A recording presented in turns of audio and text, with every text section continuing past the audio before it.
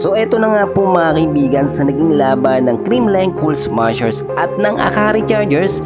Nangyari natapos lamang sa loob ng 3 set at hindi nakaporma ang Akari. Well, nakita natin yung first 6 lineup ng CCS, pang malakasan po nila, which is nandyan si Kyle Negrito, si Pang Spanaga, Michelle Gumabaw, Bede De Leon, Bernadette Pons at Gemma Galanza. Wala dito sa first 6 etong si Alyssa Valdez, pero nakapaglaro naman siya sa mga sumunod na set. So nakita natin nung set 1 dito, very consistent po ang opensa at depensa ng Creamline. Pero nakakahabol etong Akari Chargers dito sa set 1. Talagang naitabla pa nila at umabot po ang score sa 26-24. Pero hindi na yan pinagbigyan ng CCS pagdating po ng set 2 at set 3. Ang nangyari naman sa set 3 mga kaibigan dito ay nagkaroon po ng mga errors etong Akari Chargers dahil nga pilit nilang hinahabol etong CCS sa score, pero hindi talaga pinagbibigyan ng Creamline.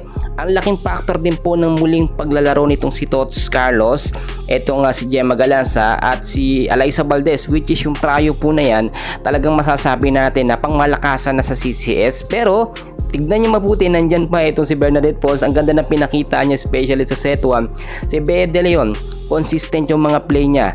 Yung mga palot hampas niya ay talagang pangmalakasan po mga kaibigan. Kaya naman yung set 2 dito, ang naging score nila 25-17. 17 lamang ang puntos ng Akari Chargers. Pagdating po ng set 3, akala po natin dito makakahabol na or mananalo na po itong Akari Chargers. Pero nagkamali sila ng akala po sa CCS. Akala kasi nila humina ang sistema ng Creamline, which is kung titignan po ninyo, mas na-improve pa ng CCS ang sistema nila. Nagsisigawan yung mga tao mga kaibigan sa tuwing papalo po yung mga star player ng Creamline, especially si Valdez, si Tos Carlos at itong si Gemma Galanza. Ang nangyari sa set 3 mga kaibigan dito, hindi na talaga nakahabol ang Akari.